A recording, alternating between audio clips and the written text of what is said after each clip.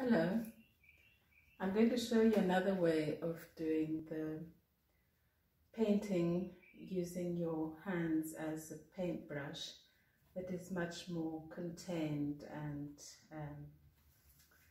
more focused.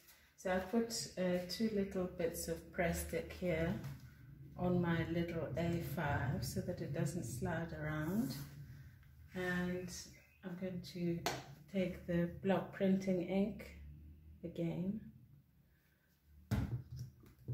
and wet my hands. It becomes like a bit of a ritual. Mix it with the ink. Oops, take my ring off maybe.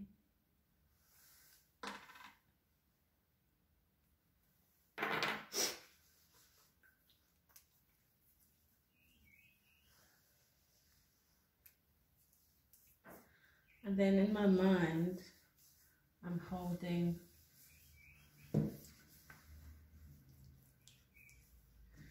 the calling that I might have. What am I called to do in this time? If you want, you can see it as what role am I going to play, or what archetype do I want to embody. So let's say, for instance, that I see myself as a bridging person, someone who sort of bridges opposites and mediates between conflicting sides. So I might treat the page in that way, as two opposite sides, and I might find a way of creating a bridge. So then I would just put my hands down and just try and see what happens there, and then I'm left with this beautiful abstract which can become the start of a soul card about that particular archetype. So the same thing can be done. I've prepared another piece of paper with two bits of press stick so it doesn't slide around. So another one might be that I see myself as some kind of protector, so some kind of mother archetype. So maybe now I'm going to actually create a little nesting situation.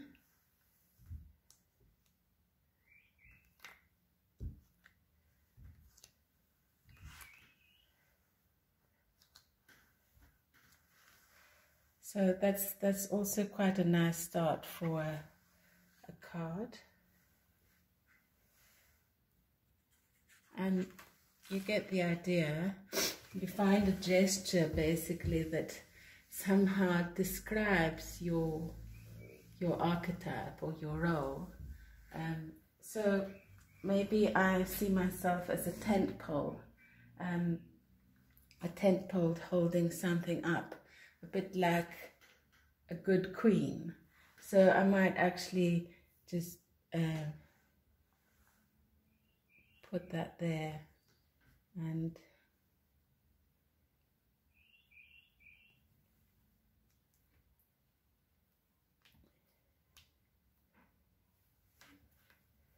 so the queen is quite grounded. I'm making a sort of nice ground at the bottom. So here's my queen. There's a few random prints on the side which can be left there or can be covered up afterwards in the art making process with collage pieces. So let's carry on and see what else we can find.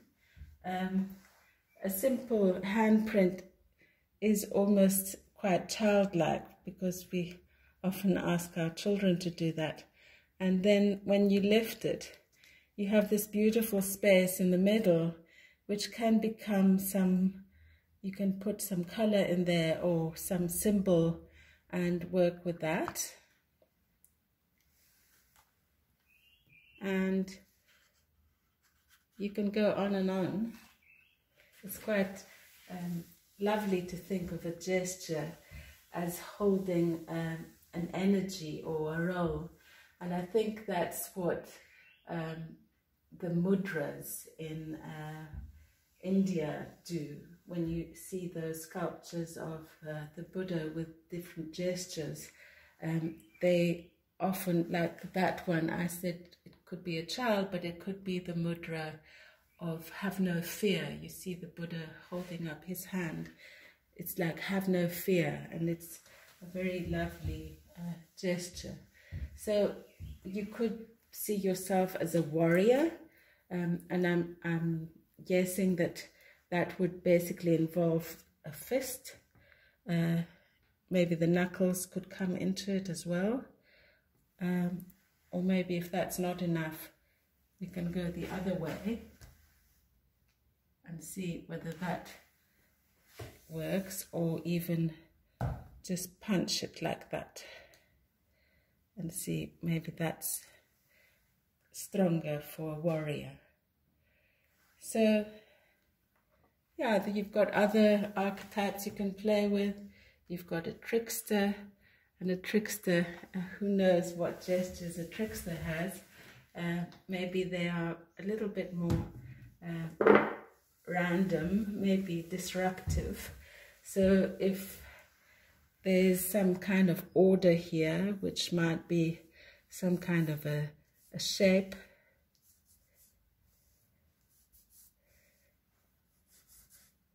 maybe the trickster comes in with all sorts of other ideas of what should happen to the shape, and maybe even come into it. So that could be a kind of trickster piece. It's all very personal, so yeah, you can really be very playful with it. And the magician is a transformer, a little bit different to a trickster, but quite similar in some ways. So I'm not sure how that would show up. Maybe you just fill the page with all sorts of marks that have a rhythm to them, and a sort of a magical energy between these fingers that are trying to conjure something up. So you get the idea.